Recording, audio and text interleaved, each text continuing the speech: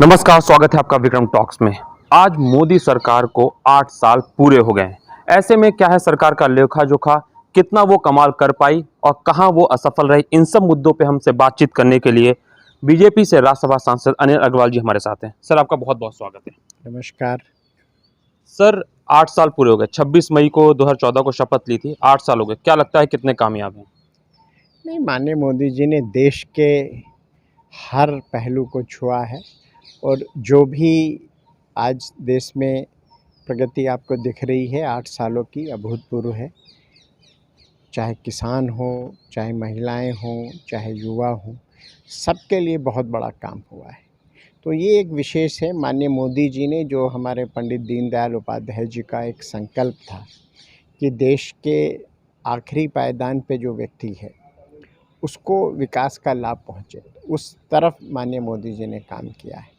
वहीं दूसरी तरफ इंटरनेशनल अगर आज आप छवि देखें भारत की, तो वो बहुत ऊंची हुई है। जो विदेशों में लोग रह रहे हैं उनसे जब मुलाकात होती है तो वो कहते हैं आज भारतीय पासपोर्ट की वक़्त बढ़ गई है। तो ये सारी चीज़ें हैं। जहां आप देखिए, ग्रामीण महिलाओं को गैस सिलेंडर दिए गए हैं, आयुष्मान कार्ड दिए गए हैं, किसान सम्मान निधि दी गई है। तो ऐसा कोई भी पहलू नहीं है, ऐसा कोई भी वर्ग नहीं है जिसका माननीय मोदी जी ने ध्यान रखा हो। लेकिन सर, मैं यहीं पे आऊँगा। जैसे आपने आयुष्मान योजना की बात की, उज्ज्वला गैस योजना की बात की।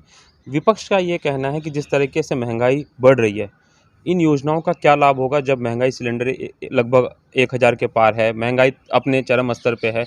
इसमें क्या है? विपक्ष से देखिए, बहुत अंतर्राष्ट्रीय जो भी घटनाएं होती हैं वो प्रभावित करती हैं आपको। आज विश्व में अगर आप देखें, अमेरिका, ब्रिटेन, फ्रांस, ऑस्ट्रेलिया, उन सब के यहाँ हमसे ज़्यादा महंगाई है, जबकि वो सब विकसित देश हैं, हम तो विकासशील देश हैं। फिर भी हमारे यहाँ स्थितियाँ बेहतर हैं। मैं मानता हूँ कि महंगाई कुछ बढ़ी है, लेकिन माननीय मोदी जी ने उस ओर बहुत कदम उठाए हैं। अभी आप देखिए, 10 रुपये लगभग पेट्रोल पे कम किए हैं। जो सब्सिडी वाला सिलेंडर है उस पे 200 रुपये कम किए हैं।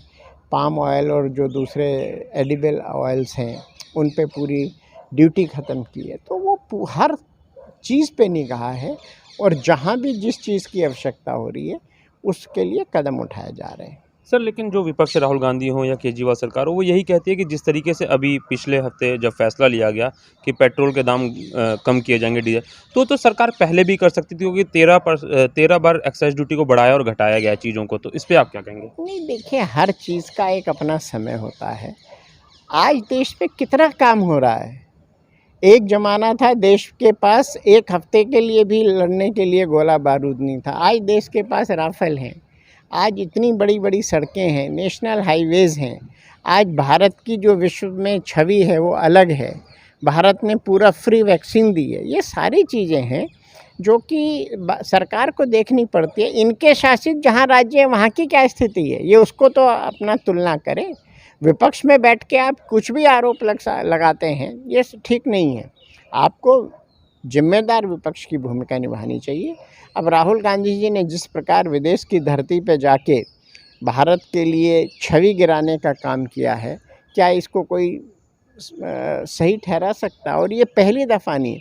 वो जब भी विदेशी धरती पे जाते हैं हमेशा भारत की जो है बदनामी कराते हैं। ऐसा नहीं होना चाहिए। वो पहले भारतीय हैं, वो भारतीय जनता पार्टी के लिए कुछ भी बोलें, लेकिन भारत माता के लिए, भारत के लिए सबके मन में आदर होना चाहिए, जो भी भारतीय है।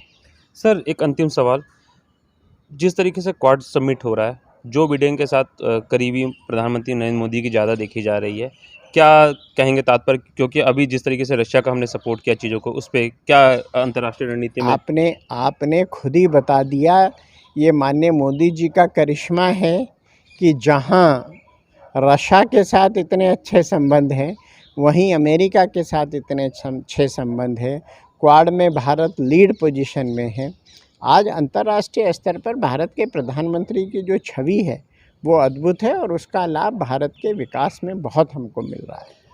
सर, 2 साल बाद चुनाव में उतरेंगे, फिर से लोकसभा का चुनाव होगा। किस को प्रतिद्वंदिता मानते हैं? क्या कांग्रेस रहेगी, आम आदमी पार्टी, या बहुमत से फिर से सरकार बनेगी या नहीं? 3/4 बहुमत से हम सरकार बनाने जा रहे हैं। विपक्ष में है कौन? आम आदमी पार्टी केवल पंजाब दिल्ली में थोड़ा कुछ कर पाएगी। कांग्रेस की स्थिति आप देख रहे हैं, दिन पे दिन घटती जा रही है। बाकी भी जो हैं वो अपने अपने क्षेत्र में छत्रप हैं, लेकिन वो कोई भी एक नेतृत्व दे पाए ऐसा नहीं है। तो ये थे हमारे साथ राज्यसभा सांसद अनिल अग्रवाल, जिन्होंने ये कहा कि आगामी 2024 के चुनाव में बीजेपी फिर से 3/4 बहुमत से वापस आएगी।